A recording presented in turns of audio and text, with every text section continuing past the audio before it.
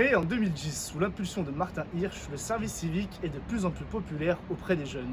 En 2018, 140 000 jeunes avaient bénéficié de ce contrat et ce dernier avait coûté la modique somme cette année-là de 520 millions d'euros à l'État. Ce contrat est un bon moyen de trouver sa voie et son orientation, car par exemple pour 43% des étudiants, cela représente une année de césure après le bac. Enfin, il est également un moyen de trouver un emploi, car 75% des jeunes engagés sont en situation d'emploi ou de formation 6 mois après avoir suivi leur service civique. Pour faire un service civique, il y a 5 choses que vous devez savoir. La première, vous devez avoir entre 16 et 25 ans ou 30 ans si vous êtes en situation de handicap. La deuxième, l'indemnité que vous percevrez sera de 580 euros par mois, 473 euros payés par l'État et 107 payés par votre structure. Le service s'effectue dans une structure à but non lucratif et autour de thématiques définies. La mission dure entre 6 et 12 mois et l'engagement est de 24 heures minimum par semaine. Enfin, il n'est pas nécessaire d'avoir un diplôme pour faire un service civique.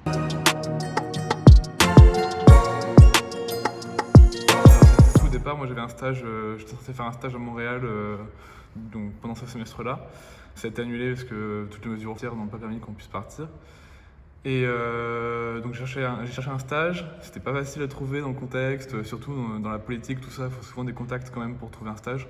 Donc finalement, au mois d'août, moi j'ai une amie justement qui est à Lyon aussi, qui a commencé un service civique au mois de mai, et qui m'a dit que c'était quand même une bonne opportunité, que c'était plus facile de trouver comme un service civique, et qui était rémunéré quand même.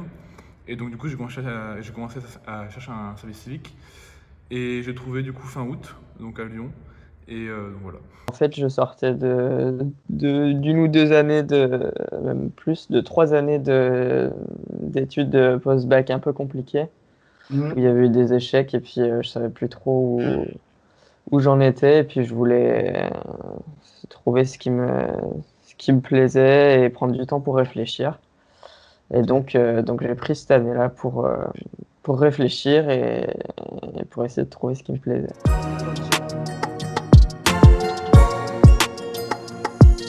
Alors ça a commencé en septembre et ça dure jusqu'en juin. Ok.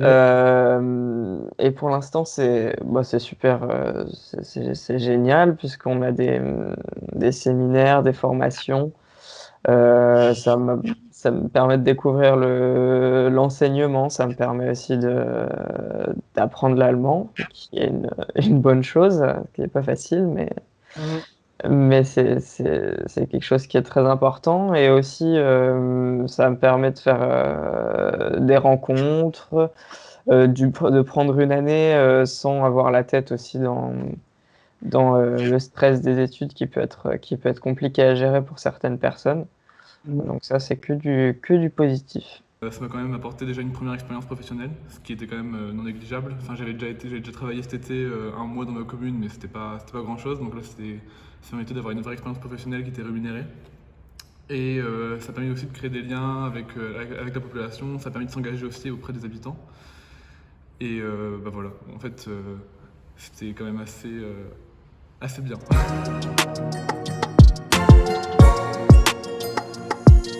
Ouais, je suis en Allemagne en ce moment, alors c'est un petit peu compliqué. Alors moi, ce que je fais, c'est que je suis en fait c'est un service civique pardon, qui se fait dans le cadre qui est proposé par l'organisme de l'OFAGE, c'est l'Office franco-allemand de la jeunesse. Ok. Et donc cet office, il propose plein de missions différentes dans des universités et dans des écoles également. C'est ce que je fais moi. Et donc là, je suis un petit peu l'équivalent d'assistant de langue en fait dans un gymnasium, donc un collège-lycée en Allemagne.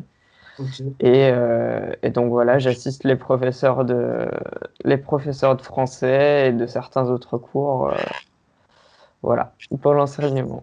Ok. Alors, c'était le but de base moi pour cette année, c'était de réfléchir aussi à ce que je voulais faire, puisque j'ai fait 4 ans d'études d'ingénierie, donc génie civil et des choses qui n'ont pas vraiment grand-chose à voir. Ok.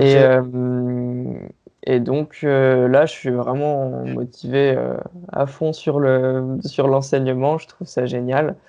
Et donc là, je suis en train de continuer de me renseigner pour des perspectives de poursuite d'études dans l'enseignement, dans l'apprentissage dans les études linguistiques ou ou autre. Donc c'est à Réseau 1901, donc c'est une association du 8e arrondissement de Lyon. Ils gèrent la maison des associations du 8e arrondissement. Et donc moi je fais partie de l'équipe d'Agora qui met en place des animations dans le quartier justement pour tisser du lien social. Et nous, on était engagés aussi pour faire de la communication, donc pour communiquer pour les associations partenaires, pour leur apprendre à faire du montage vidéo, etc. Et pour monter un projet de café citoyen, parce qu'ils font construire un bâtiment juste à côté du nôtre. Et ils voulaient mettre en place justement un café citoyen sur un étage de 200 mètres carrés. Et donc on a été missionnés pour faire l'agencement, pour meubler, pour faire des enquêtes auprès de la population, pour savoir un peu quelles étaient leurs attentes et tout ça.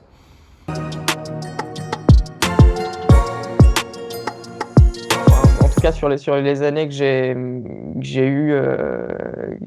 fait en post-bac, où j'ai rencontré plein d'étudiants différents, j'ai retrouvé parmi eux énormément de profils un peu similaires aux miens, où on a l'impression d'être un peu plongé directement la tête sous l'eau dans les études sup, et puis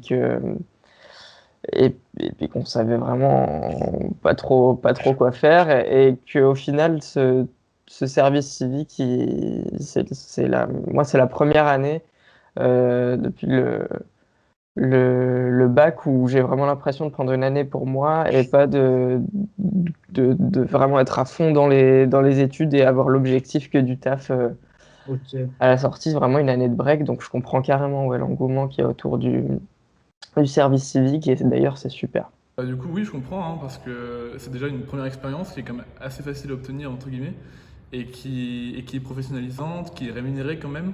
Et c'est vrai qu'on s'engage aussi auprès de la population, c'est vraiment des liens de solidarité. Enfin, après, ça dépend dans quel organisme on fait aussi, hein, parce qu'il y a parfois quelques débordements qui sont faits dans les préfectures, des choses comme ça. Mais dans les associations, ça permet vraiment de créer du lien. Et c'est vrai que pour des jeunes qui parfois aussi sont en reconversion ou qui ont des doutes par rapport à leur avenir ou qui sont un peu dans une situation compliquée à cause du Covid, c'est vrai que faire un service civique, c'est pas mal quand même.